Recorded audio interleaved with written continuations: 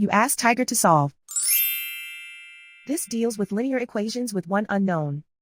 The final result is x equals 3. Let's solve it step by step. Simplify the expression. Group like terms. Simplify the arithmetic. Group all x terms on the left side of the equation. Subtract 3x from both sides.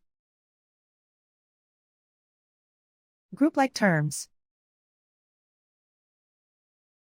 Simplify the arithmetic. Group like terms. Simplify the arithmetic. Group all constants on the right side of the equation. Subtract 10 from both sides. Simplify the arithmetic.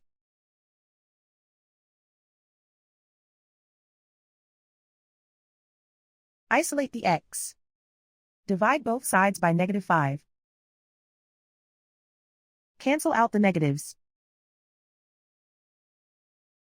Simplify the fraction.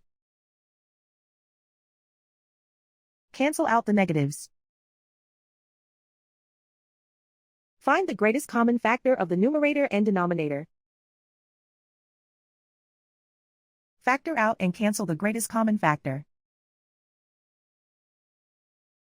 And so the final result is x equals 3.